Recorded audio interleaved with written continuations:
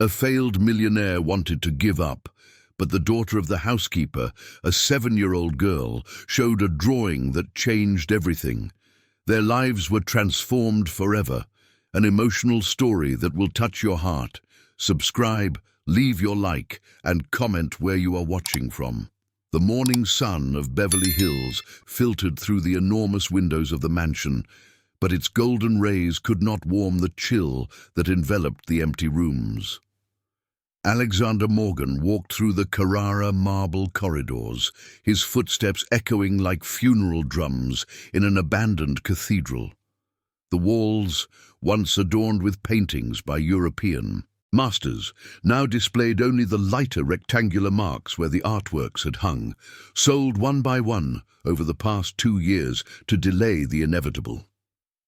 50 million, he murmured to himself, his hoarse voice breaking the oppressive silence. $50 million in debt. Alexander stopped in front of the framed portrait that still resisted on the central wall of the entrance hall. His great-grandfather, Giuseppe Morgan, founder of the pharmaceutical empire that now lay in ruins. The stern eyes of the patriarch seemed to judge him from his 52 years, a man who should have been at the peak of his career but saw himself as a complete failure. "You never imagined a Morgan could come to this point, did you, Grandpa?" Alexander lightly touched the golden frame. 4 generations of success, and I managed to destroy it all. The distant sound of a key turning in the lock startled him. It was exactly 8 o'clock. Mary always arrived on time.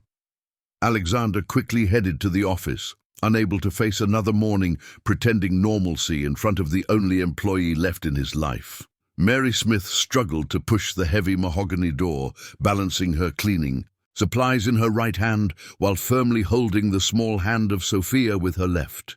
At 45, her face bore the marks of a life of hard work, but her brown eyes still shone with unwavering determination. "Mommy, why is this house so big and empty?" Sophia asked softly, her 6-year-old eyes wide in awe of the grandeur of the place. "Shh, Sophia," Mary whispered, checking to see if anyone was around. "Remember what I told you? You have to be quiet while I work, and you can't touch anything, okay?" The girl nodded, clutching her crumpled Chips Ahoy, and tin against her chest, where she kept her only treasures, 6 worn colored pencils and some sheets of paper that her teacher had gifted her on the last day of school before the break. Mary sighed as she surveyed the state of the mansion. She'd been working there for 14 months, and each week she noticed another object disappearing, another room being closed off. The Yamaha grand piano that once dominated the living room had vanished the previous week, leaving only marks on the polished wooden floor. "I shouldn't be bringing Sophia here," she thought, running her hand through, her brown hair tied in a simple bun. "But what else can I do? Camilla is in prep school, and I can't afford anyone to take care of her." Ever since Ronaldo had abandoned them 2 years ago, taking all the family's savings and leaving only debts and broken promises, Mary found herself alone, raising her 2 daughters. The salary of a housekeeper barely covered the rent of their 2-room apartment in East Los Angeles, the bus fare to Beverly Hills, and basic food for the girls. "At least Dr. Alexander has never delayed my salary," she murmured, tying her floral apron around her waist, "even with all his problems." In the cherry wood-paneled office, Alexander remained seated behind the mahogany desk, surrounded by stacks of papers documenting his ruin. Broken contracts, eviction notices, court summons, each document a cruel reminder of how he had trusted the wrong person. "Daniel Ferreira da Costa," he read aloud the name of his former partner, feeling bile rise in his throat. "My best friend since college. Who would have thought you would be capable of stealing everything from me?" Alexander opened the bottom drawer of the desk and pulled out a yellowed photo, he and Daniel on graduation day from UCLA, smiling and full of plans. Now Daniel lived in San Francisco with the millions he had stolen through fraudulent cryptocurrency transactions, while Alexander faced criminal charges and the threat of imprisonment. "Dr. Alexander?" Mary's soft voice made him look up. She stood at the office door, holding Sophia's hand. "Sorry to bother you, but I brought my youngest daughter today. Her classes don't start until next week, and—" "No problem," Alexander interrupted, trying to hide the more compromising documents. "Just make sure she doesn't touch anything." Sophia watched. The man with childlike curiosity.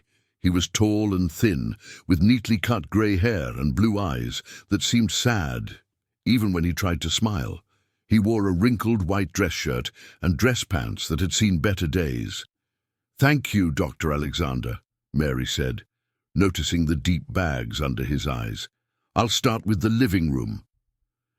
As Mary worked, Alexander tried to focus on the paperwork, but the soft sound of the broom and Sophia's delicate footsteps in the hallway created a melancholic melody that reminded him of happier times. When he was a child, the house buzzed with activity, hurried staff, important visitors, his mother organizing elegant dinners in the main salon. How did I get to this point? Alexander leaned back in the leather chair, feeling the weight of decades of wrong decisions. Dad died trusting me to carry on the family legacy. Mom left believing I would be successful, and I destroyed it all. From the hallway came the rhythmic sound of Mary's broom, occasionally interspersed by her whispered voice conversing with Sophia. Alexander closed his eyes, allowing himself for a moment to imagine what it would be like to have a family again, to have cheerful voices filling those empty rooms. "Dad always said that a Morgan never gives up," he murmured, opening a drawer where he kept the only bottle of whiskey that remained from his collection. "But maybe it's time to accept defeat." Outside, Los Angeles was waking up to another December day, with the rising heat promising a muggy afternoon. But inside the mansion, the chill of loneliness remained unchanged, enveloping its inhabitants in a melancholy that seemed to have seeped into the very marble walls.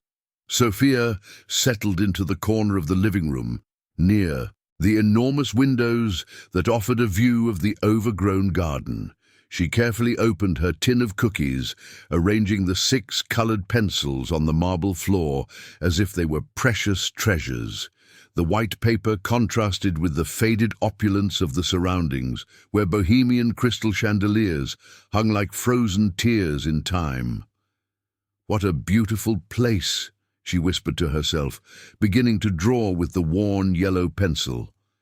At 6 years old, Sophia had a keen perception that often surprised adults. She saw beyond the surfaces, capturing the sadness that emanated from the empty walls and the loneliness echoing through the silent corridors. Mary was wiping down the remaining furniture with a damp cloth, each gesture calculated not to waste time or cleaning product. Her experienced eyes noticed every detail. The open and empty safe in the corner of the office, the marks on the floor where valuable furniture once stood, the piled-up utility bills on the table, stamped with red, overdue notices. "Poor Dr. Alexander," she thought, polishing a bronze sculpture that miraculously still resisted on the sideboard. "A proud man like him must be suffering a lot." During her 14 months working in the mansion, Mary had witnessed the slow deterioration not only of the property, but of Alexander himself. The elegant and confident man who had hired her had turned into a tormented shadow, avoiding eye contact and whispering to himself in the empty corridors. In the office, Alexander was trying to decipher a legal settlement proposal that had arrived that morning. The words danced before his tired eyes. Total liquidation of assets, preventive detention, reimbursement to creditors. Each legal term was a sharp dagger to his wounded pride. 30 years building this company, he murmured, flipping through the documents.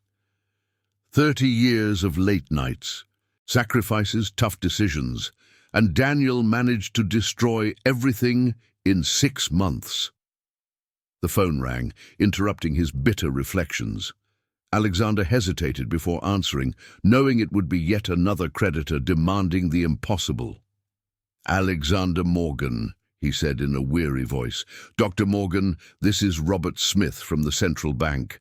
I need to inform you that the deadline for settling the outstanding issues expires this week. If there is no agreement by Friday—" "I know what the situation is," Alexander interrupted, pinching the bridge of his nose. "I'm doing my best to—" "With all due respect, Doctor, we've heard that many times. The board members are losing patience." The call ended abruptly, leaving Alexander with the phone in hand and a deafening silence filling the office. He looked out the window, seeing Mary through the glass reflection, working with unwavering dedication, even knowing she might not get paid next month. How does she manage to maintain that strength, Alexander wondered. I, who have always had everything, crumbled at the first real difficulty, and she, who has had a life of struggles, remains steadfast. Sophia had finished her first drawing, the mansion seen from the outside, but with a striking difference. Where the real garden was abandoned and overgrown, she drew colourful flowers, leafy trees, and children playing on the green grass. The house, instead of looking like a mausoleum, came to life through open windows, smoke cheerfully billowing from the chimney, and birds flying around. "Mommy, look!" Sophia called Mary softly, proudly displaying her creation. Mary stopped cleaning and knelt beside her daughter, observing the drawing attentively. A melancholic smile blossomed on her face as she saw the pure imagination of the girl transform that sad place into a colourful paradise. "It's very beautiful, my love," she whispered, smoothing Sophia's straight brown hair. "But don't speak too loudly, okay? The doctor is working." "He looks sad, Mommy," Sophia commented, starting a second drawing. "Why does he always stay alone in that room?" Mary sighed, unsure how to explain to a 6-year-old the complexities of adult life, the failures that break proud men, and the loneliness that eats away at the soul. "Sometimes adults go through tough times," she replied carefully, "and everyone has their own way of dealing with problems. When you feel sad, I make a drawing for you," Sophia said with the touching simplicity of childhood. "Do you think he would like a drawing too?" Before Mary could respond, Alexander appeared in the doorway, holding a cup of cold coffee. He had left the office in search of water, but stopped when he saw mother and daughter whispering on the marble floor.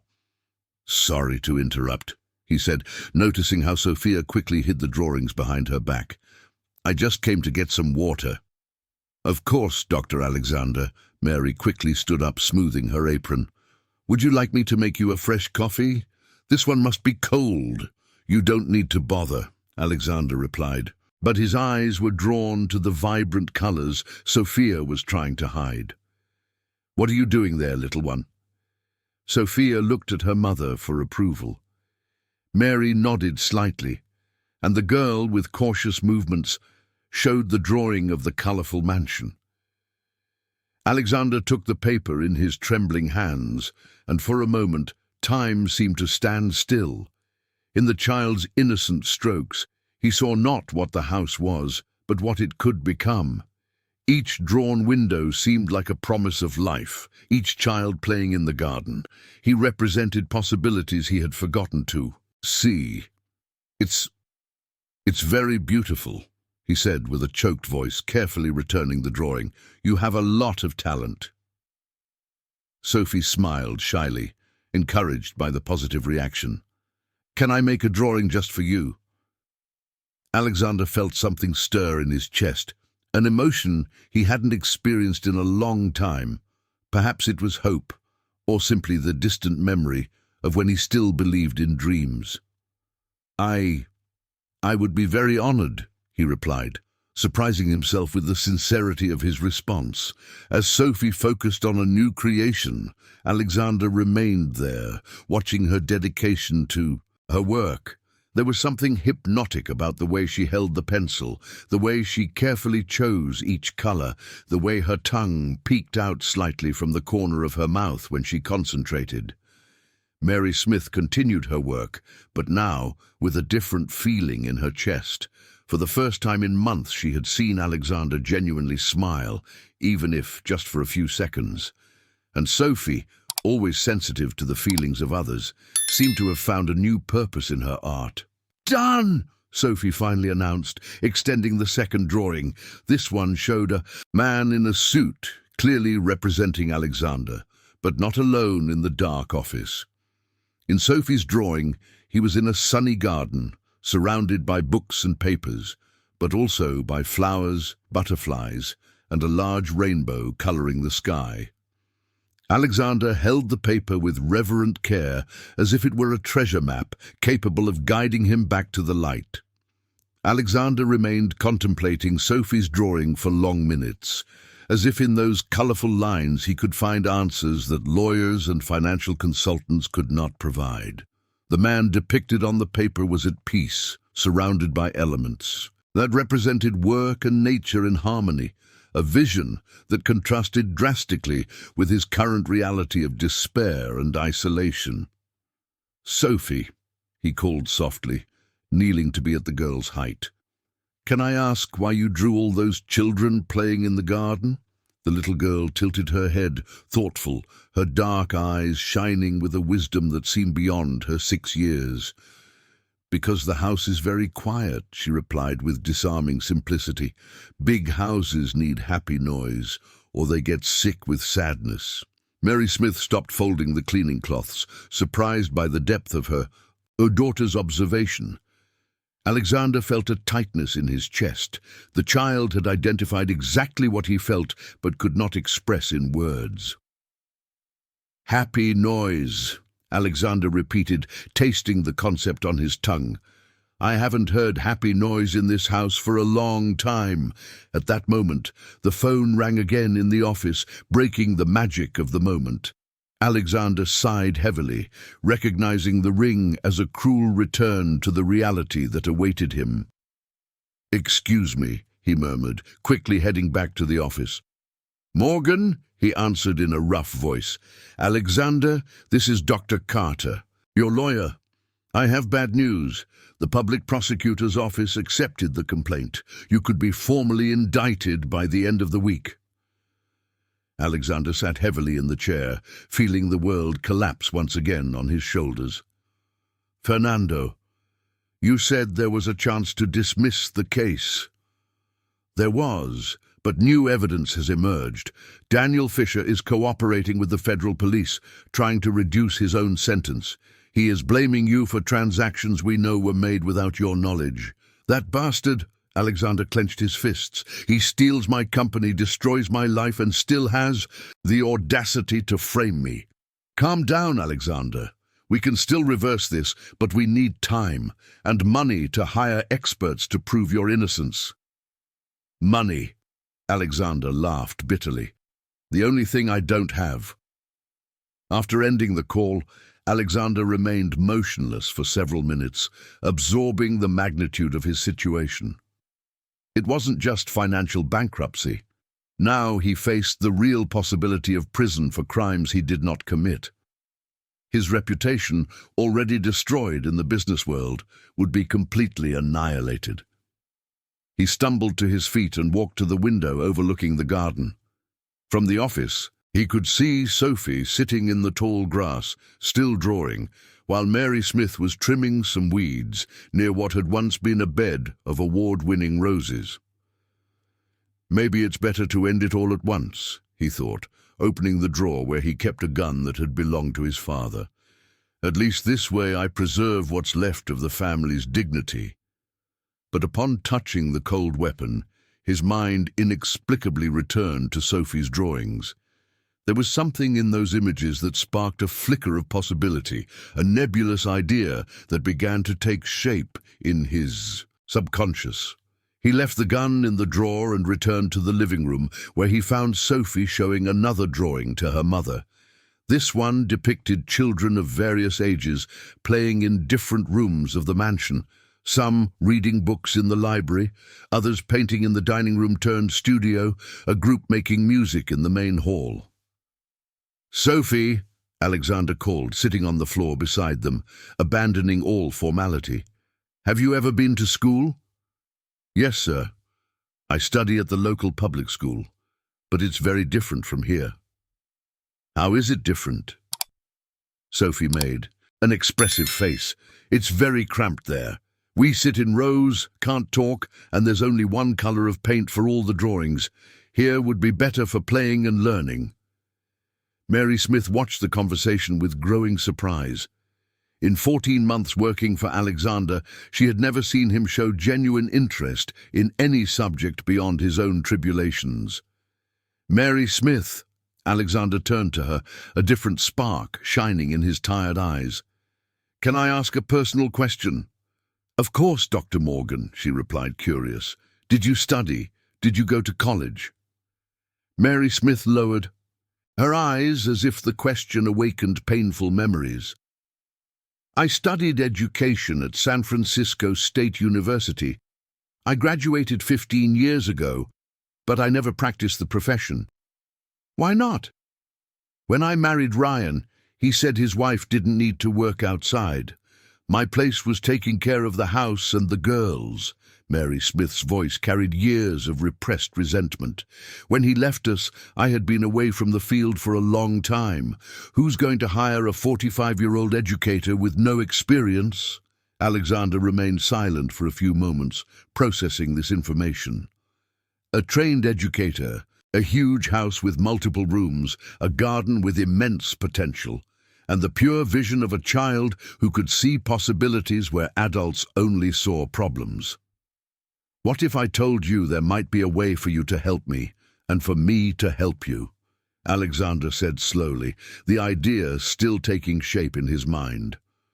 "What do you mean, Dr. Alexander?" "Sophie is right. This house is sick with sadness. But what if we could fill it with happy noise? What if we transformed this place into a different kind of school, where children could learn through play?" Mary Smith's eyes widened, unable to believe what she was hearing. "Are you talking about opening a school here?" "Why not? You're an educator. I have experience in business management, and Sophie clearly understands what children need." Alexander spoke more to himself than to them, the idea gaining strength with each word.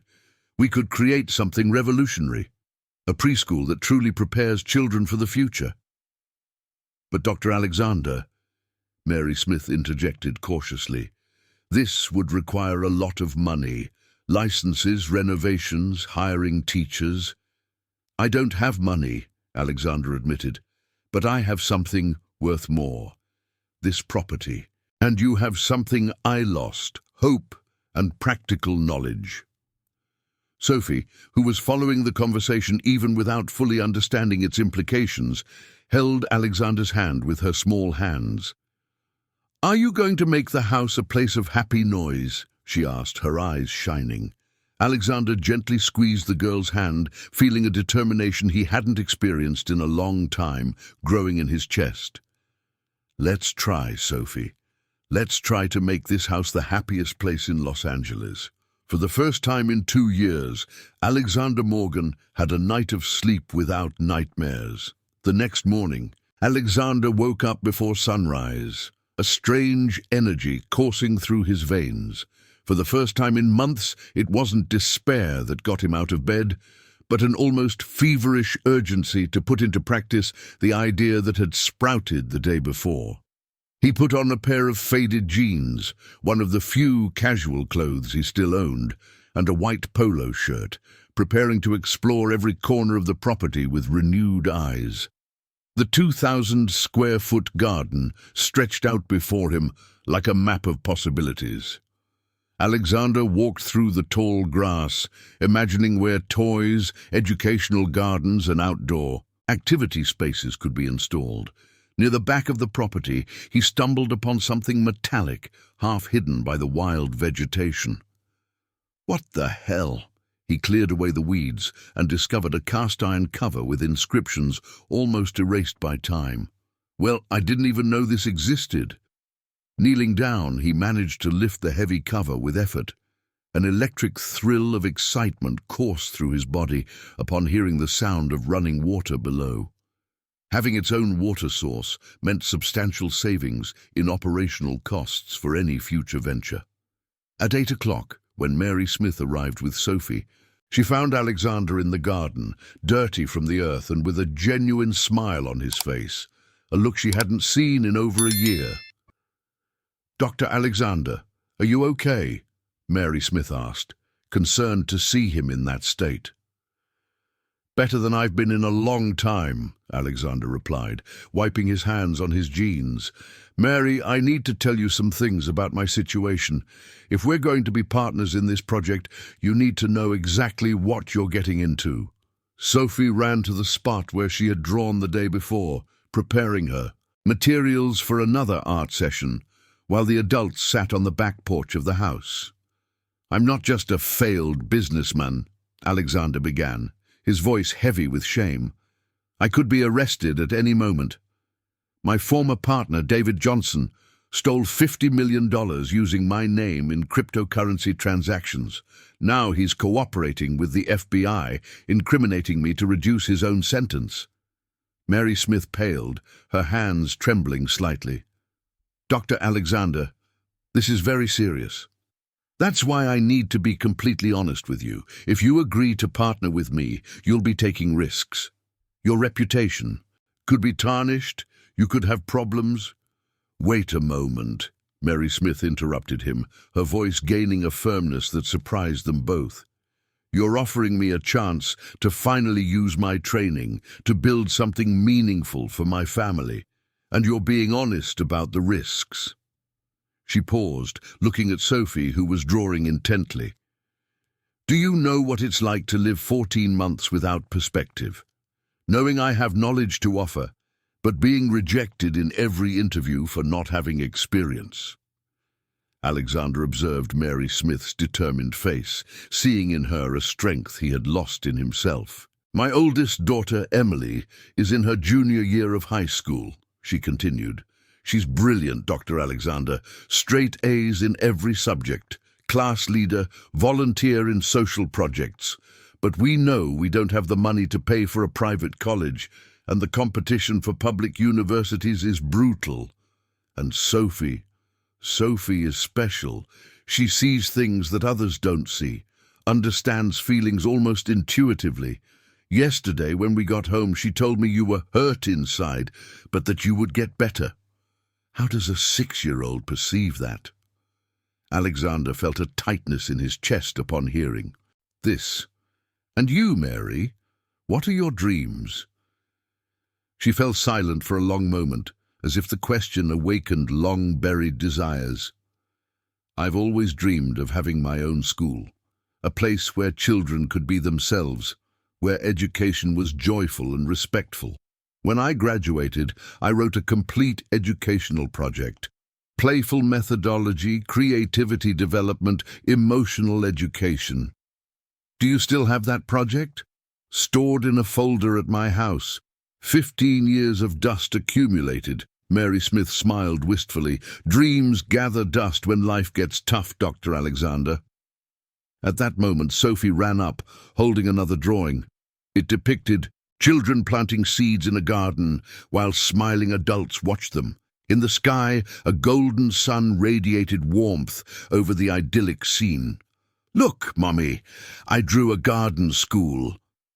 Alexander took the drawing and studied each detail with renewed attention.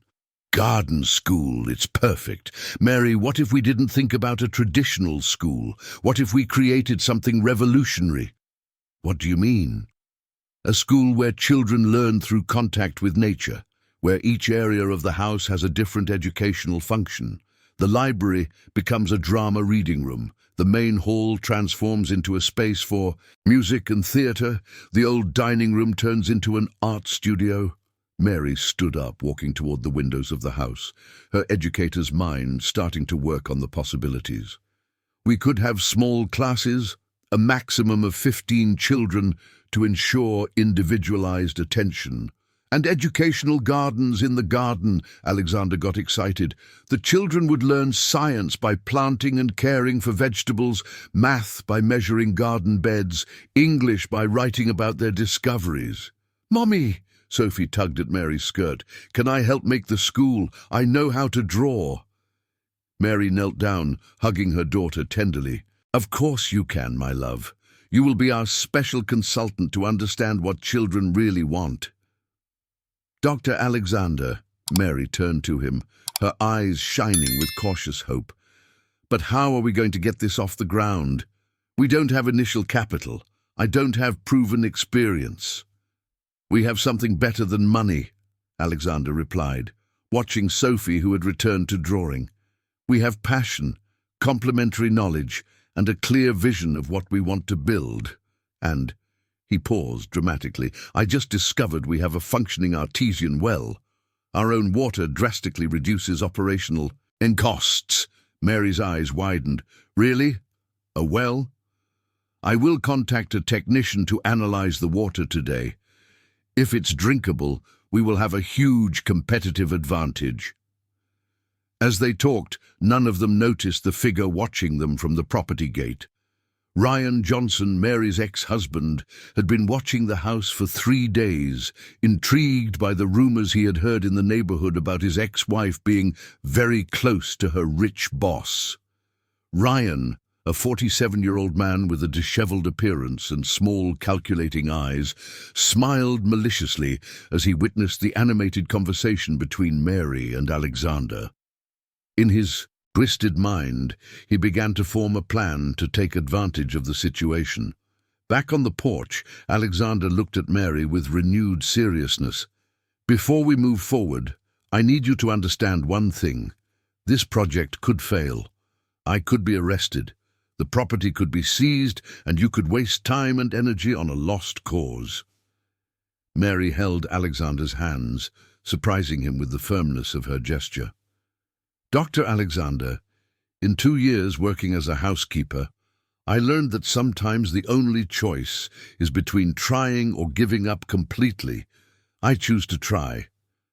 Sophie, without looking up from her drawing, casually said, "Mommy, when the school is ready, the kids will laugh a lot here. The house is already feeling less sad." Alexander and Mary exchanged glances, both feeling they had crossed an invisible line. They were no longer boss and employee.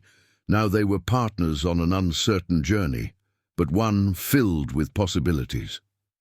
3 weeks after that decisive day on the porch, the mansion had transformed into a true idea laboratory. Alexander and Mary spent their mornings measuring spaces, noting renovation needs, and calculating budgets that made their eyes burn. Sophie had become a constant presence, her drawings now covering an entire wall of the old office, transformed into a planning center. "The water analysis from the well has arrived," Alexander announced, entering the room with a sealed envelope. "Dr. Maurice confirmed it's drinkable and of excellent quality. We have enough water to supply a school of up to 80 children." Mary, who had been leaning over blueprints spread on the floor, looked up with a radiant smile. "That's wonderful. It means we can have a children's pool in the physical education area." "And a fountain in the garden," Sophie shouted. From her makeshift desk, where she was creating what she called a happiness map, a detailed drawing showing where each activity would take place in the future school. Alexander approached Sophie's desk, admiring the new drawing with growing appreciation. The girl had developed her own system of symbols: yellow stars for reading areas, red hearts for music spaces, green trees for gardening activities. "Sophie, have you ever thought about being an architect when you grow up?" "I don't know what that is," she replied, focused on coloring a garden area. "It's someone who designs houses and schools, like you." "You're doing." Sophie's eyes lit up. "Then I'm already an architect." The light moment was interrupted by the shrill sound of the doorbell. Alexander frowned. They weren't expecting anyone, and unexpected visits had not brought good news in recent months. Through the intercom, a rough male voice was heard. "I want to speak with Mary Smith. I'm Ryan, the father of her girls." Mary instantly paled, her hands trembling as she held the papers. Sophie stopped drawing, her eyes filling with contained tears. "He can't come in here," Mary whispered, panic evident in her voice. "Dr. Alexander, please don't. Open the gate." Alexander observed the terror in both of their reactions and felt a protective fury rising in his chest. "Mary, do you have a restraining order against him?" "No. He has never been physically violent, but—" She paused, struggling to find the right words. "Ryan is manipulative, Dr. Alexander. He knows how to use words to hurt, how to find people's weak points." "Mommy, no.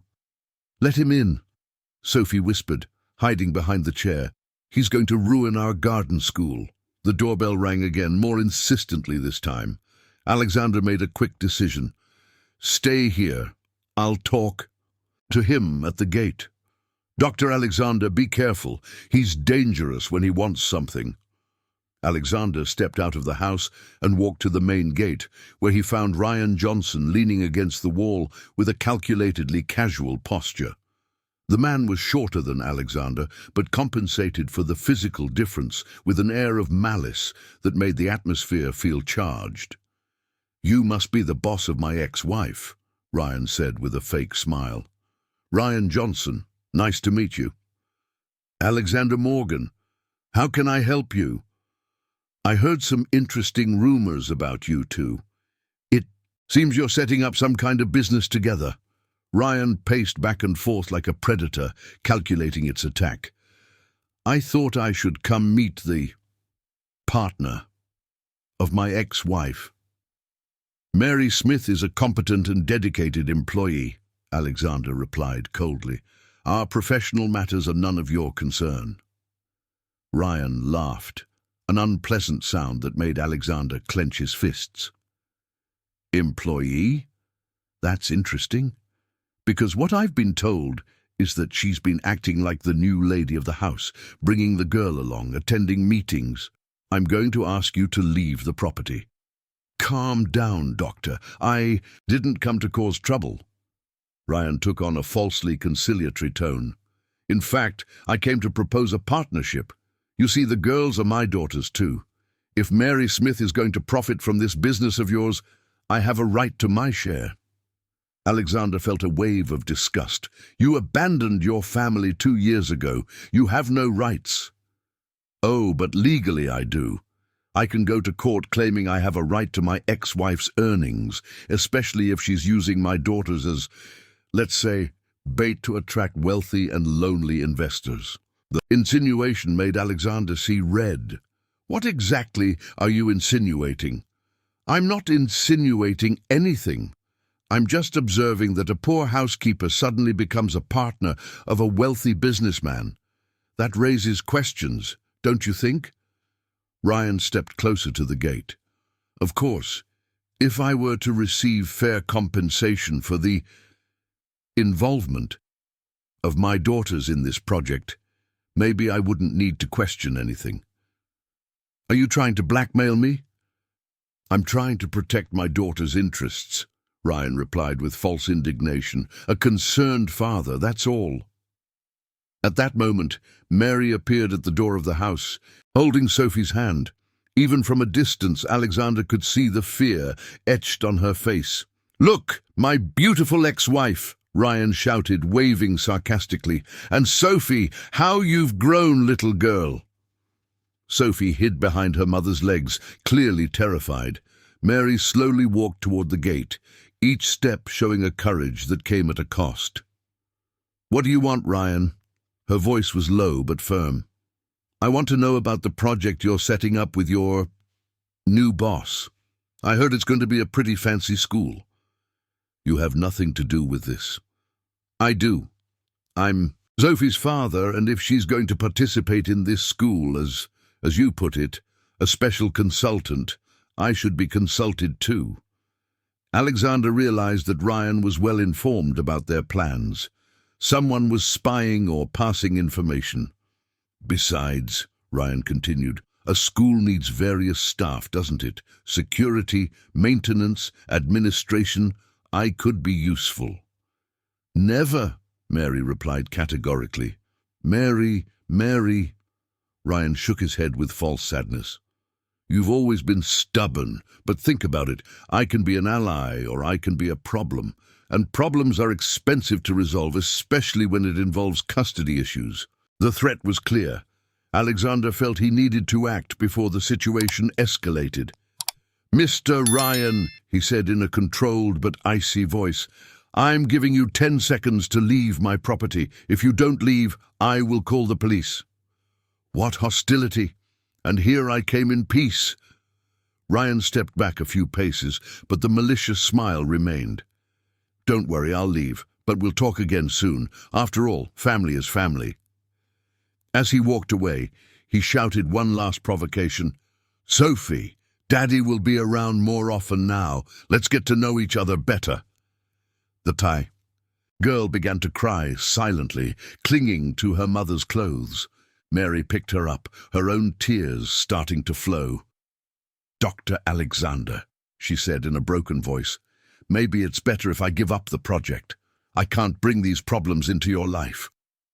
Alexander looked at Sophie crying in her mother's arms and felt a fierce determination take hold of him.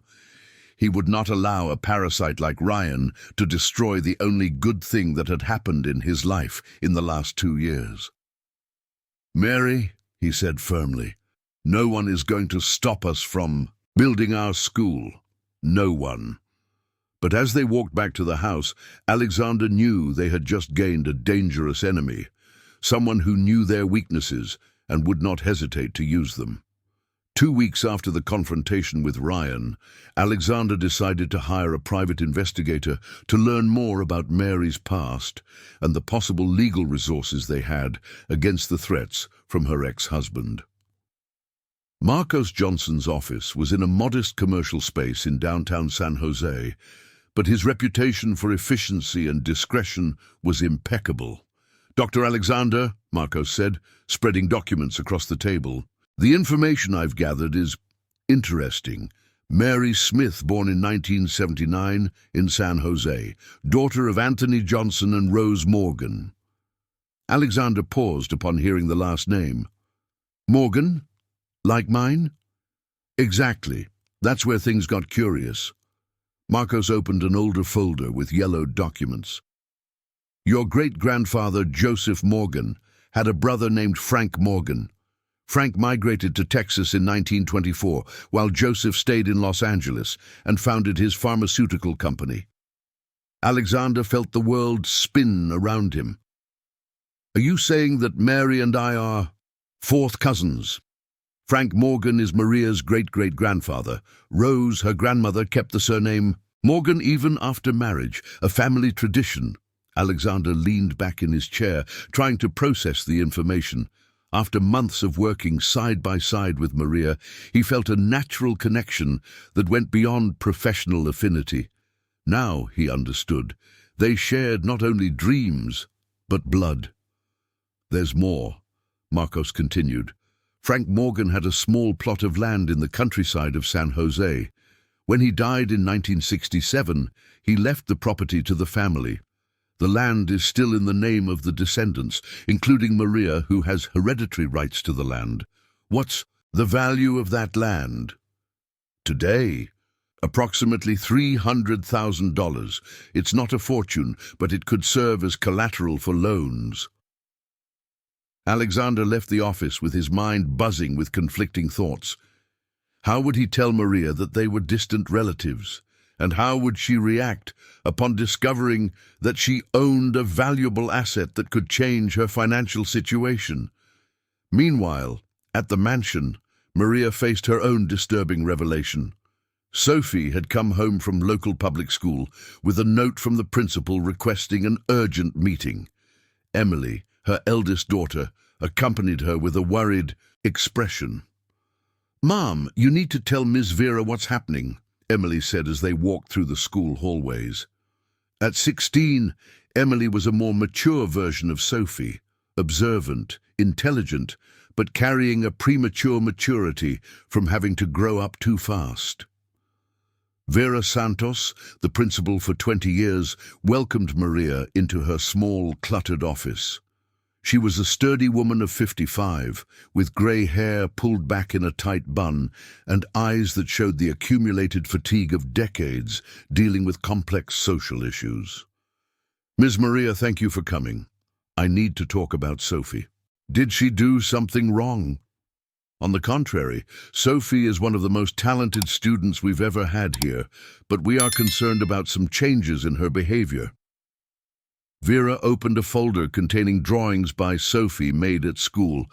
Unlike the colorful and cheerful drawings she made at the mansion, these were dark, depicting threatening male figures approaching happy houses. She started making these drawings last week. When we asked her about them, Sophie said that the bad man wants to ruin the garden school. Maria felt her heart race. "Miss Vera, can I be frank with you? Please." "The girl's father, who abandoned us 2 years ago, has returned. He's trying to take advantage of a job opportunity that has come up for me, making veiled threats." Vera leaned forward, her expression becoming more serious. "What kind of threats?" "He mentioned custody issues regarding the girls, suggested he could cause problems if he wasn't included in my professional plans." "Ms. Maria, as an educator with 2 decades of experience, I can say that Sophie is showing classic signs of childhood anxiety. She is afraid that something bad will happen to her new stability."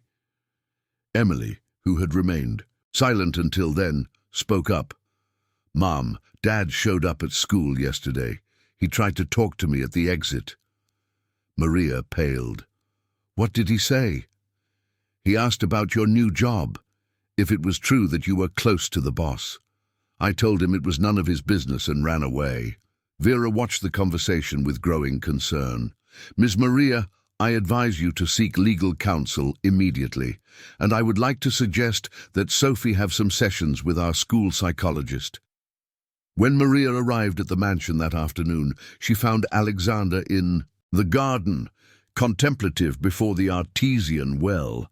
He watched her approach and immediately sensed that something was wrong.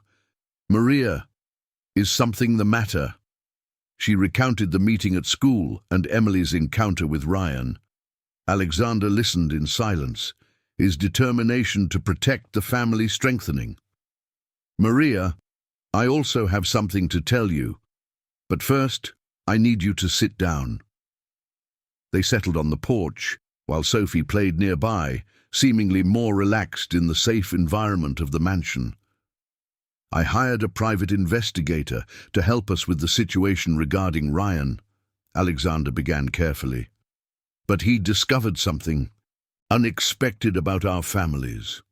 Alexander shared the discovery of the family connection, observing the expressions that passed over Maria's face: surprise, disbelief, and finally a kind of serene understanding. "That explains a lot," she finally said. "Since the first day I worked here, I felt a familiarity, as if I already knew this place. And there's more. You have rights to a plot of land in San Jose, a plot worth $300,000. Maria was taken aback. "That's impossible. My family has always been poor." "Your Grandma Rose never mentioned the inheritance from great-grandfather Frank." "Grandma Rose died when I was 12. She talked about a great-uncle who had struck it rich in Los Angeles, but never about land or inheritances." Alexander took Maria's hands, feeling the significance of the moment. "Maria, this changes everything. You are not just my employee or my partner, you are family. And with this land as collateral, we can secure the financing needed to turn our dreams into reality." Sophie approached at that moment carrying a new drawing. It depicted 2 trees with intertwined roots growing in the same garden, with happy children playing around. "Look, Aunt Maria," she said innocently. "The trees are friends because they have the same roots." Alexander and Maria exchanged glances, both understanding that Sophie, with her childlike intuition, had perfectly captured what they had just discovered. They were not just partners in the project. They were family brought together by fate, working together to build something that would honor the legacy of their common ancestors.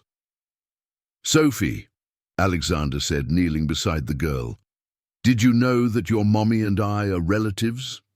"I knew," she replied with disconcerting nonchalance. "That's why you like each other so much. Family takes care of family." In that golden evening, as they planned their next steps to protect the family and fulfill their dreams, Alexander felt that he finally understood the true meaning of abundance. It was not measured in money, but in the depth of human connections that sustain us. June arrived with the typical chill of winter in Los Angeles, but in the Morgan mansion, a warm energy pulsed through the empty rooms. 2 weeks earlier, Alexander and Mary Smith had formalized a basic partnership, using the land in San Jose as collateral for a small loan that allowed them to start the most essential renovations of the property. Sophie was tracking every change with detailed drawings that had become the true blueprint of the project. Her illustrations now covered 3 walls of the old office, transformed into the nerve center of the future school. The girl had developed a complex system of symbols and colors that impressed even the workers hired for the renovations. "Dr. Alexander," said John Parker, an experienced 58-year-old foreman who had agreed to work on the project for half the usual rate, touched by the family's story. "The girl has more architectural sense than many trained engineers. Just look at this drawing of the educational garden. She even thought of the drainage system." Alexander observed Sophie's drawing, which showed raised beds with small pipes leading water to each section. She said the plants need to drink water just right, or they get sad. The first major victory had arrived the previous week. The State Department of Education had approved the educational project presented by Mary Smith. The document, based on playful methodologies and socio-environmental education, had impressed the evaluators with its innovation and solid theoretical foundation. Mary, Alexander found her in the future reading room, organizing children's books, donated by the local community. "I need to show you something." He led her to the backyard garden, where a surprise awaited her. During the last few days, while she focused on bureaucratic issues, Alexander had secretly coordinated the installation of a small fountain in the center of the garden, just as Sophie had drawn weeks before. "Alexander," Mary whispered, her eyes filling with tears, "how did you manage? Remember Mr. Joseph, who donated the books? He is retired from construction and wanted to help. He worked for free in exchange for just the materials." The natural stone fountain gushed crystal-clear water from the artesian well, creating a soft sound that completely transformed the garden's atmosphere. Sophie came running from the house, drawn by the sound of the water, and stopped in awe before the realization of one of her drawings. "It's just like it!" she shouted, jumping for joy. "The fountain is just like my drawing." At that moment, Emily arrived home from school with a radiant smile lighting up her teenage face. At 16, she carried a serene beauty that combined Sophie's delicacy with Mary's determination. "Mom, I have incredible news," she said, still breathless from running. "Ms. Marcia recommended me for a full scholarship at Puck. They want me to take the entrance exam early this year."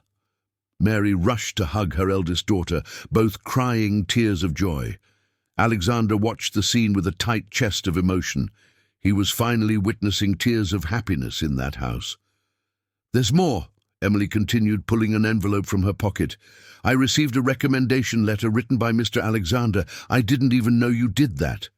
Mary turned to Alexander with a look of gratitude that needed no words. He had used his last contacts in the academic world to write a detailed letter about Emily's potential based on observations from the few times he had spoken with her during her visits to the mansion. "Emily is exceptional," Alexander said simply. "I just wanted important people to know that." The conversation was interrupted by the unexpected arrival of Ms. Sebastian, an elderly neighbor of 74, who had lived next door for over 40 years.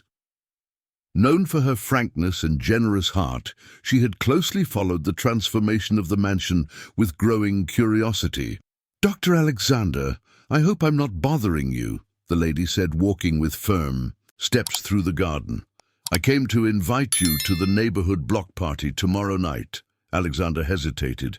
He hadn't participated in community events for decades, always preferring the exclusive social circles of his class. "Miss Sebastian, I appreciate it, but—" "No buts," she interrupted with maternal authority. "You are building a school for the neighborhood. It's time to meet the families who will trust you with their children." Mary gently touched Alexander's arm. "She's right. We need to connect with the community." Sophie bounced alongside Ms. Sebastian. "Grandma Tiana, will there be dancing, and a bonfire, and hot cider?" "There will be everything, my borrowed granddaughter, and you will dance with me at the party." That night, Alexander faced a different kind of insomnia, not from despair, but from social anxiety. It had been years since he had participated in informal events without a tie or business agenda. When he went to find casual clothes in his wardrobe, he realized how artificial his life had become. He only owned suits, dress shirts, and Italian shoes. The next morning, Mary appeared at the mansion accompanied by a tall, dark-haired man with a friendly appearance who carried bags of clothes. "Alexander, this is my cousin Robert. He has a thrift store downtown and brought some options for casual clothes for you." Robert greeted Alexander with a genuine smile. "Nice to meet you, Doctor. Mary told me about your project. I think it's a beautiful cause." Alexander tried on the clothes: jeans, a plaid shirt, simple leather shoes, feeling strange but surprisingly comfortable. It was like rediscovering a version of himself he had forgotten existed. When they arrived at the block party, held at the local public school gym, Alexander was impressed by the organization and joy of the event. Colorful banners created a festive ceiling over the space. Stalls sold typical foods, and a central bonfire radiated warmth and golden light. "Dr. Alexander," Ms. Vera, the school principal, approached with a warm smile. "What a joy to see you here. Mary Smith. He told me about the garden school project. It's exactly what this neighborhood needs." Gradually, Alexander was introduced to the families in the area. Mr. John, a retired metalworker raising his grandchildren alone; Lodinia, a seamstress supporting 4 children; Marcus, a firefighter teaching first aid to kids. Each story revealed a resilient and united community. "Try Miss Mary's hot cider," Miss Sebastian insisted, leading Alexander to a stall where a robust woman served the drink in aluminum mugs. The warm liquid slid down Alexander's throat like an internal hug, blending flavors of cinnamon, ginger, and rum that awakened dormant childhood memories when he accompanied his father on less formal social visits. The square dance began with an upbeat accordion player on the makeshift stage. Sophie, dressed as a margarita in a borrowed floral dress, held Alexander's hand tightly while Mary guided her through the dance steps. "En arrière, à l'avant, balancez!" shouted the caller, and Alexander found himself genuinely laughing for the first time in years, stumbling through the square dance steps while Sophie giggled at his lack of coordination. "You're dancing wrong," she shouted between laughs. "It's like this, oh," and demonstrated the steps with the natural grace of childhood. During a break in the dance, while sampling corn pudding and roasted corn, Alexander chatted with Joseph Anthony, father of 3 school-aged children. "Dr. Alexander, Can I be frank? At first, we were suspicious. A rich guy setting up a school in the neighborhood. It seemed like someone trying to take advantage of the community. Alexander felt the weight of honesty. And now we see you here eating corn pudding like us, letting the girl teach the square dance. That changes everything. Joseph Anthony extended his hand.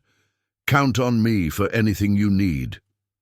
As the party continued, Alexander watched Sophie interacting with other children, noticing how she naturally identified the shy ones and included them in the games. There was something special about that girl, an emotional intelligence that transcended her age. She has a gift, commented Father Henry, the local parish priest, following Alexander's gaze. Sophie can see what the other children are. Feeling, it's a rare talent. What do you mean? Last week in Sunday school, she drew a girl crying in the corner of the page. When I asked who it was, she pointed to Letitia, who was being neglected by her parents. We ended up discovering a serious situation. Alexander was impressed. Sophie not only drew what she saw, she captured emotional needs that adults often overlooked. The night ended with everyone gathered around the bonfire, singing folk songs and sharing stories. Alexander held Sophie in his lap, the girl already sleepy after hours of play, while Mary softly sang a nursery rhyme. Dr. Alexander, Sophie whispered, almost asleep. Now you know all our neighborhood family. Looking around at the circle of faces illuminated by the fire, Alexander understood that Sophie was right. Family was not just blood ties, it was also choice, mutual care, and the collective building of dreams. When they returned home, walking through the quiet streets under a starry sky, Alexander felt he had crossed an invisible portal. The man who entered the party was different from the one who left, more connected, more human, more alive. August arrived with cold winds and a proposal that would change everything. Alexander was in the garden, supervising the installation of new educational toys, when his cell phone rang with an unknown number. On the other end of the line, a professional and seductive female voice introduced herself. Dr. Alexander Morgan, my name is Dr. Patricia Smith, representative of the Horizon Educational Group. I would like to schedule an urgent meeting to discuss a proposal that may greatly interest you. Alexander hesitated. In the past 3 months, he had learned to be wary of proposals that seemed too good to be true. What is it about? Exactly. We prefer to discuss it in person. I can assure you it will be worth your time. Let's say tomorrow at 2 in the afternoon at the Ritz-Carlton. I invite you to lunch. The name of the luxurious hotel brought back memories of a time when business lunches in expensive places were routine. Alexander accepted the meeting, but not without a growing sense of unease in his chest. The next morning, Mary noticed his nervousness while they organized educational materials in the future science classroom. Alexander, you're different today. Is something wrong? I have a business lunch. An educational company wants to talk about our project. Mary stopped organizing the books, a sudden concern crossing her face. What kind of conversation? I don't know yet, but... Alexander paused, watching Sophie draw quietly at a nearby table. I promise that whatever we discuss, you will be the first to know. The Ritz-Carlton in Los Angeles maintained the same standard of ostentatious elegance that Alexander had known in his prosperous days. Dr. Patricia Smith awaited him at a reserved table in the main restaurant, a woman in her 40s, platinum blonde, wearing a Chanel suit that cost more than the annual salary of many families. Dr. Morgan, she stood up with a calculated smile. Patricia Smith, it's a pleasure. I've heard wonderful things about your innovative project. Alexander sat down, immediately uncomfortable with the artificial atmosphere of the environment. After months of living with the genuine simplicity of Mary and the purity of Sophie, that world of appearances felt strange and empty to him. How did you hear about our project? The world of premium education is small, Doctor. When someone with your business pedigree decides to enter the educational sector, news travels fast. Patricia made an elegant gesture with her hand, and I must say I was fascinated by your partnership with, what is her name again, Mary Smith? The way she pronounced Mary's name with a slightly derogatory tone made Alexander clench his fists under the table. "Let's get straight to the point," he said coldly. Patricia smiled, apparently pleased with his reaction. "I love direct men. Very well. The Horizon Group is interested in acquiring your project. It's not sale. Not everything is about sale, Doctor. We're talking about a strategic partnership that would greatly benefit your financial situation." The insinuation about his financial difficulties was made with the surgical precision of someone accustomed to manipulating people in vulnerable positions.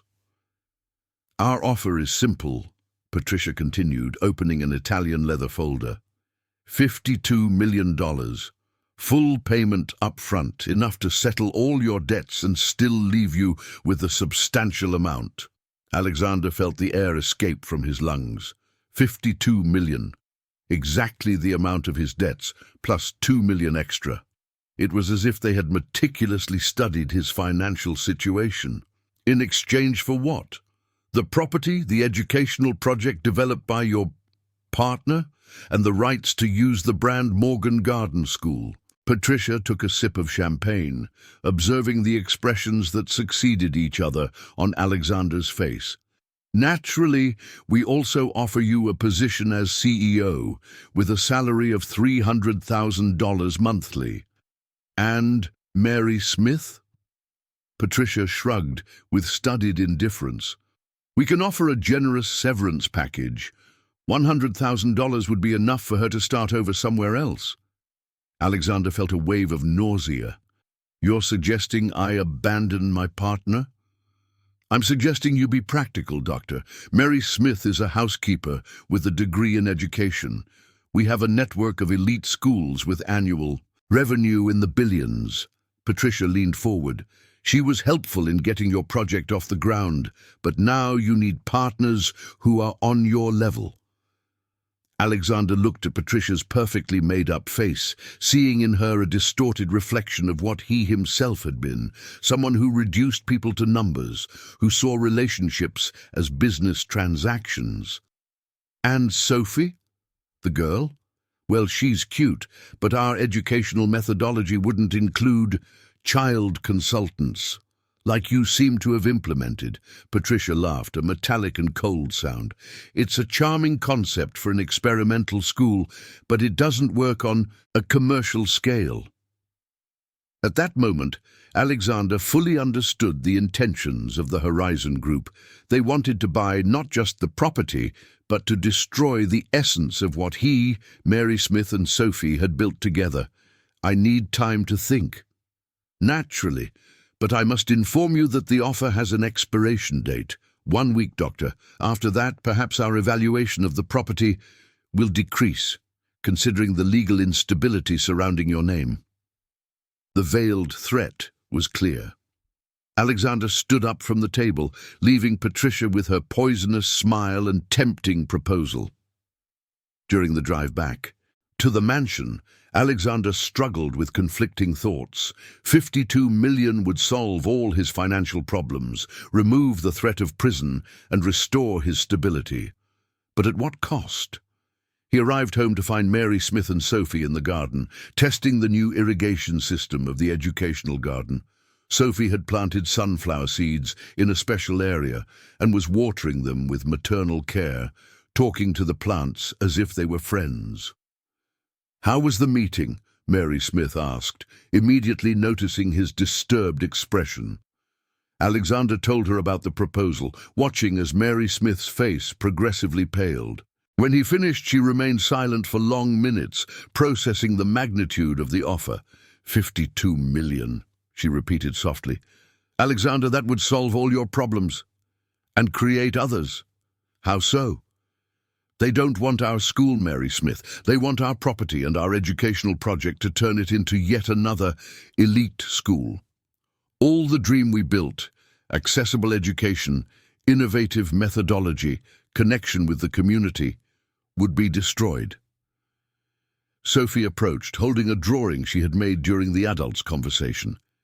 The image showed the mansion, but divided in half.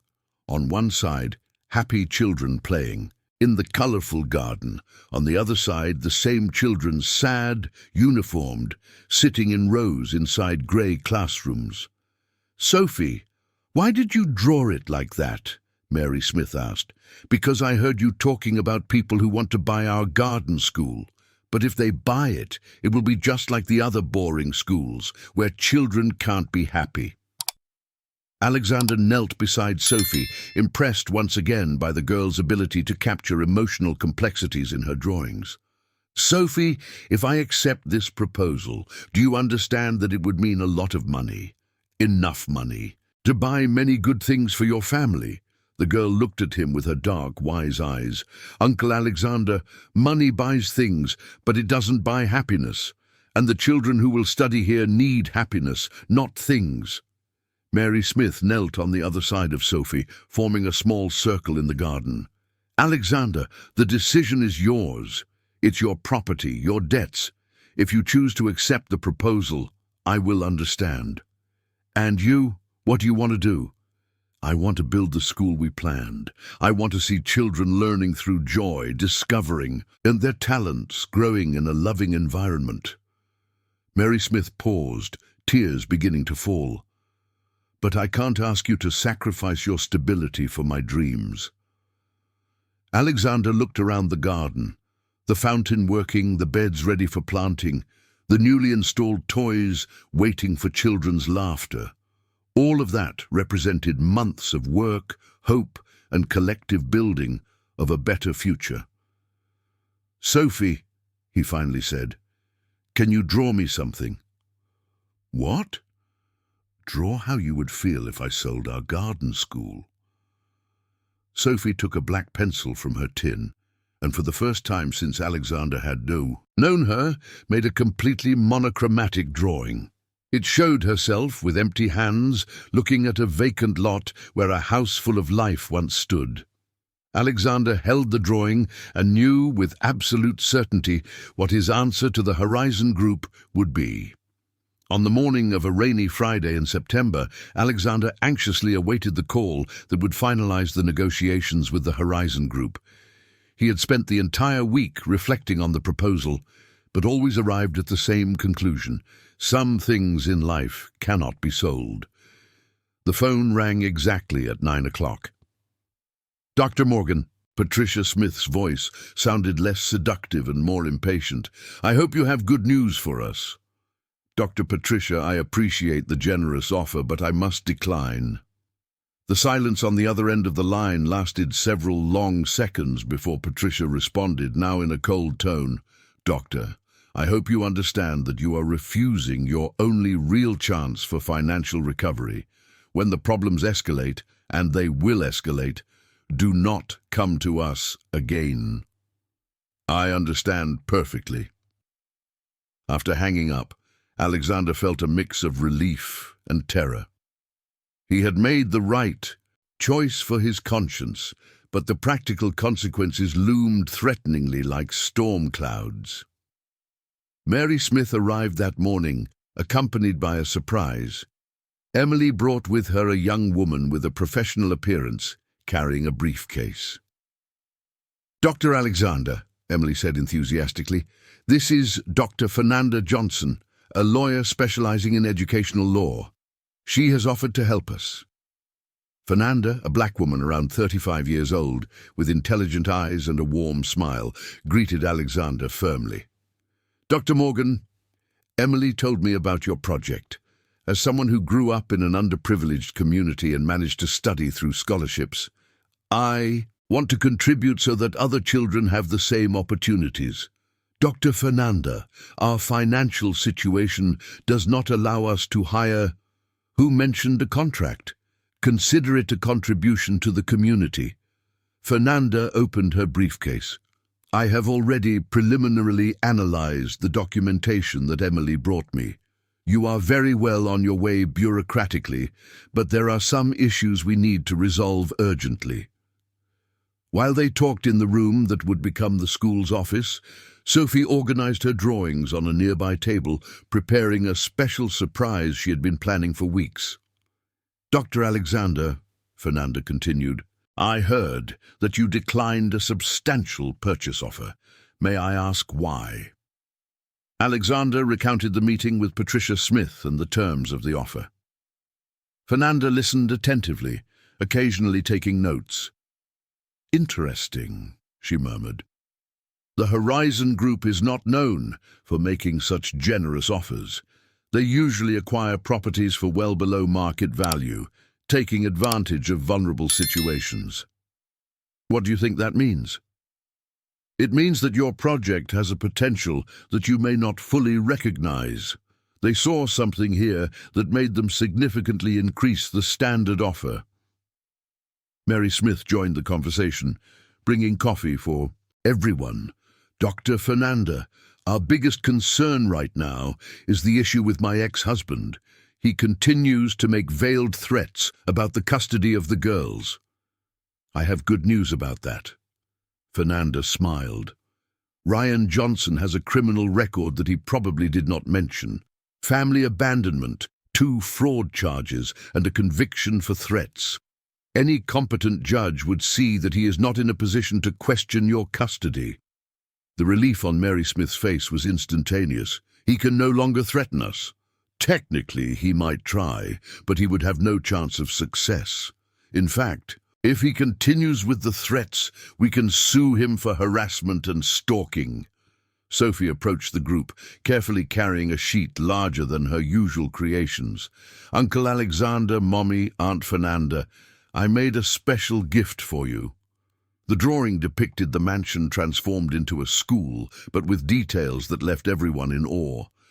Sophie had drawn each room with its specific function, the library with children reading on colorful cushions, the science lab with experiments being conducted, the art room with canvases and brushes, the garden with educational gardens and eco-friendly toys.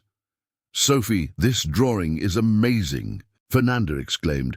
You thought of every detail. But the most important thing is not what you see, Sophie said with surprising seriousness for her 6 years. It's what is here. She touched her chest at heart level. I also drew the feelings of the children. Alexander looked more closely and noticed that Sophie had drawn small, colorful hearts around each child, representing different emotions. Yellow for joy, green for tranquility, blue for curiosity, pink for love. Sophie, Fernanda knelt beside the girl, have you ever thought about being a child psychologist when you grow up? I don't know what that is. It's someone who helps children understand and express their feelings. Sophie's eyes lit up. Like I do with the drawings. Exactly like you do with the drawings. At that moment, the intercom buzzed. Alexander answered and heard an unfamiliar male voice. Dr. Morgan, I'm Robert Johnson from the Hope Educational Foundation. I would like to talk about a possible partnership. Alexander hesitated, still sensitive after the experience with the Horizon Group. What kind of partnership are we talking about? We are a non-profit foundation that supports innovative educational projects.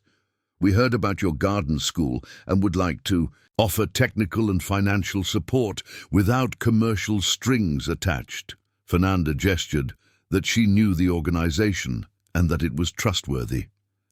Alexander decided to receive the visit. Robert Johnson turned out to be a man of about 50 years with a simple appearance and kind eyes. Unlike Patricia Smith, he showed genuine interest in the pedagogical project and the history of the partnership between Alexander and Mary Smith. Dr. Morgan, Mrs. Mary Smith, he said, after attentively listening to the presentation. Our foundation has been in existence for 15 years to support exactly initiatives like yours. Projects that prioritize human development over profit. What kind of support would you offer? Mary Smith asked. Grant funding for completing renovations, additional training for the teaching staff, consulting in educational management, and institutional marketing for community outreach. Alexander and Mary Smith exchanged glances, hardly believing what they were hearing. What is the catch? Just that you document the developed methodology so we can replicate the model in other communities, and that you reserve some spots for children in situations of social vulnerability. Sophie, who had been silently following the entire conversation, approached Robert with one of her drawings. This one depicted various garden schools spread across different neighborhoods, all connected by a large tree whose roots intertwined. "Mr. Robert," she said with her disarming simplicity, "I drew how our school can." Roberto held the drawing with reverential care, his eyes moistening. "Sophie, this is exactly the dream of our foundation, to create a network of humanized schools that transform education in the United States." Fernanda quickly reviewed the contract proposed by the Hope Educational Foundation and confirmed that there were no harmful clauses. The support would be substantial, $300,000 to complete the construction, plus $50,000 for the purchase of educational equipment. "There is just one condition," Roberto finally said. "We would like the school to keep the original name of the project, Morgan Garden School. It's important for the community to know it was your initiative, not ours." Alexander felt a deep emotion taking over him. After months of struggle and uncertainty, he finally saw the path opening up for the complete realization of his dreams. "Roberto," he said with a choked voice, "how can we thank you?" "Make the best preschool in Los Angeles," Roberto replied with a smile. "And always remember that education is an act of love." Sophie ran to hug all the adults present, forming a circle of joy in the center of the future school. "Now our garden school is really going to bloom," she shouted. As everyone celebrated, Alexander looked out the window at the garden where everything had begun with a simple child's drawing. In a few months, that space would welcome the first classes of children, finally filling with the happy noise that Sophie had prescribed to heal the sadness of the house.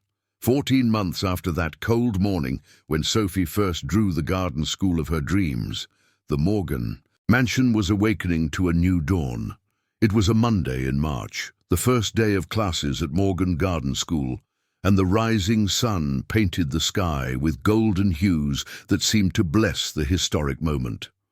Alexander walked through the corridors of the mansion, now vibrant with colorful decorations made by the children themselves during the adaptation weeks.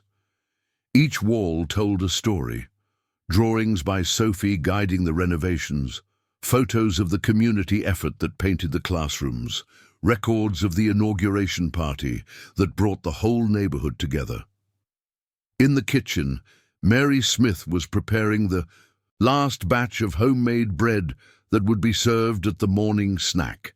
At 46, she radiated a confidence she had never shown before.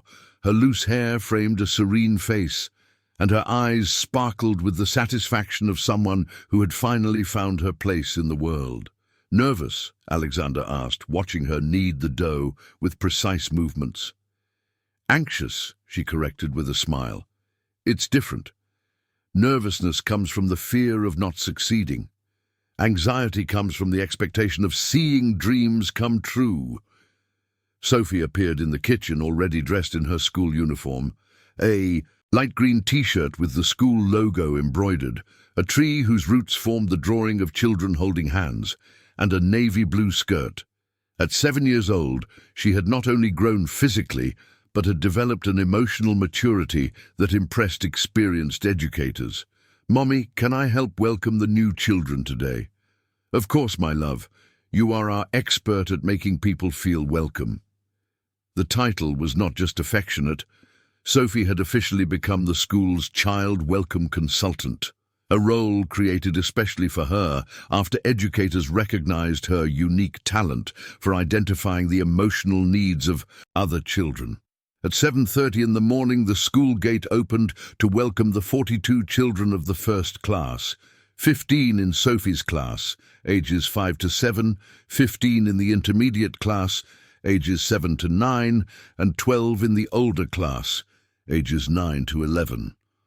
The first family to arrive was that of Miguel Henrique, a 6-year-old boy and son of Mr. Johnson. The retired metalworker Alexander had met at the neighborhood block party. The little boy hid behind his grandpa's legs, clearly intimidated by the grandeur of the mansion. Sophie approached with a drawing prepared especially. Now for him, a figure depicting Miguel playing in the garden with other children. "Hi, Miguel, I'm Sophie, and this drawing is for you. Want to see where we're going to play today?" The magic happened instantly. Miguel let go of his grandpa's hand and followed Sophie, who guided him through the garden, explaining each corner with contagious enthusiasm. "This is where we plant carrots. Do you like carrots? No? That's okay. We plant other things too. And over there is the fountain that Mr. Alexander made, just like my drawing." Alexander watched the scene from the porch, his heart overflowing with pride and gratitude. In just a few minutes, Sophie had transformed a scared boy into a curious and excited child.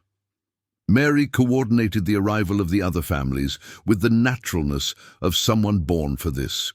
Each father and mother was personally welcomed, introduced to the school spaces, and their questions were answered with patience and technical knowledge. "Miss Mary," she said to a worried mother, "I understand your apprehension about leaving Anna Claire. It's natural. How about you stay with us for the first 2 hours today? You can observe how our activities work." The proposal for a gradual transition had been an innovation by Mary, allowing anxious parents to accompany the first days until they felt secure. By 9 o'clock, all the children were gathered in the main hall of the mansion, now transformed into the morning circle, a spacious area with colorful cushions arranged in a semicircle, where each day began with a discussion circle. "Good morning, children." Mary sat in the center of the circle. "Today is a very special day. Does anyone know why?" A little girl named Laura raised her hand shyly. "Because it's the first day of our school?" "That's right. And do you know why our school is called Garden School?" Miguel, now more comfortable, shouted excitedly, "Because it has a garden." "True, but there's another reason too. Gardens need seeds, good soil, water, and care to grow. And you are our special little seeds. Each of you will grow in your own way, in your own time, with all the care you deserve." Sophie stood up spontaneously. "Can I tell about the drawings, Aunt Mary?" From that first day, a tradition was established. Sophie would explain to the new children how the drawings helped build the school, and each child would be invited to create their own representation of how they would like their special corner to be. During the morning snack, served in the garden under the shade of the century-old trees, Alexander circulated among the tables, observing the interactions. He saw Anna Claire, who had arrived crying, laughing loudly at a story told by Sophie. He noticed Michael teaching another boy how to talk to the plants in the garden. He observed how each child naturally found their place in that welcoming environment. "Dr. Alexander," a small voice called him. It was Isabella, a 5-year-old girl, daughter of Ms. Lodinia, the seamstress. "Did you live alone in this big house before?" Alexander knelt down to be at her level. "Yes, I did. And it was very quiet here." "Did you feel sad?" The question hit Alexander hard. "Sometimes, yes." Isabella thought for a moment, then smiled with the simple wisdom of childhood. "Now there's happy noise, just like Sophie said. The house doesn't get sick with sadness anymore." At 11 o'clock, it was time for the first official educational activity, planting dreams. Each child would receive a different seed to plant in biodegradable cups, which would be cared for throughout the school year. Mary Smith explained that each seed represented not only a plant that would grow, but also the dreams and talents of each child that would blossom in the school. Michael, your seed is a sunflower. Sunflowers always look towards the sun, seeking light. What light do you want to seek in your life? I want to learn to read stories, he answered without hesitation. Anna Claire, your seed is basil. Basil makes everything tastier when it's around. How can you make our school tastier? By singing, Anna Claire said, her initial shyness completely dissipated. Sophie watched each child plant their seed, occasionally making small drawings that captured the expressions of concentration and joy of her new classmates. During lunch, prepared by the school's new cook, Miss Betty, who used ingredients from the garden whenever possible, an unexpected visitor arrived. Roberto Santos from the Hope Educational Foundation appeared with a documentation team. They were creating material about innovative methodologies in early childhood education. Dr. Alexander, Ms. Mary Smith, Roberto greeted warmly. How has this first day been? Better than we dreamed, Alexander replied, watching the children happily eating in the improvised cafeteria in the old dining room. And Sophie, how is she adapting to the role of a student after so long as a consultant? Sophie appeared at that moment carrying a tray she was helping to clear from the table, part of the shared responsibilities that all the children had in the school. Uncle Roberto, do you want to see how our drawings turned out on the entrance mural? She guided him to the main hall, where a huge panel displayed the artistic creations of the students. In the center stood Sophie's original drawing, the one that showed the house full of children playing, now framed as the founding symbol of the school. Sophie, Roberto said, moved, did you know that this drawing inspired schools in other cities too? Really? Other children will have garden schools? 5 cities have already started projects inspired by your model. It all began with your imagination. At 4 o'clock in the afternoon, when the parents came to pick up the children, the yard filled with animated conversations. There wasn't a single child who wasn't excitedly recounting the adventures of the first day. Mom, I planted a cherry tomato plant. And Aunt, Mary said that tomatoes are fruit, not vegetables. Dad, Sophie taught me to draw feelings. Look, I drew you smiling. Grandpa, tomorrow we're going to do an experiment with water and oil. It's going to be like magic. Alexander positioned himself near the gate, personally saying goodbye to each family. It was a ritual he insisted on maintaining, knowing each father, each mother, each child by name, creating genuine bonds with the community. Dr. Alexander, Mr. Johnson held his hand firmly. I don't know how to thank you. Michael didn't stop talking during lunch. I hadn't seen him so excited about anything in a long time. When the last family left, Alexander, Mary Smith and Sophie gathered on the porch, watching the sun set over the garden where it all began. We did it, Mary Smith whispered, more to herself than to the others. We did it, Alexander corrected, holding her hand. Sophie, tired but radiant, nestled between them. Uncle Alexander, Aunt Mary Smith, can I make a special drawing today? Of course, my love. What do you want to draw? Of you two on the day you met, when the house was still sad but you didn't know. You would be happy together. Alexander and Mary Smith exchanged glances, understanding that Sophie, with her childlike wisdom, had perfectly captured the journey that brought them here. From employer and employee to partners, from partners to family, from dreamers to doers. Sophie, Alexander said, stroking the girl's hair, do you know that you completely changed our lives? It wasn't me, she replied with disarming simplicity. It was love. I just drew where it lived. As the stars began to appear in the San Francisco sky, the Morgan Garden School was preparing for its first night as an educational institution in operation. Tomorrow would come with new challenges, new discoveries, new opportunities for growth. But today had been perfect.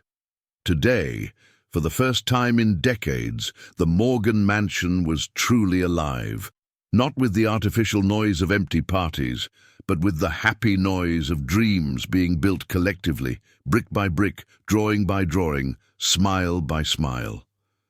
In the old, silent mansion, the seed planted by a 6-year-old girl with worn, colored pencils had germinated into the most beautiful of harvests, a new chance for education, for the community, and for life. And as Sophie would say in her simple way of seeing the world, when we plant love, happiness always grows.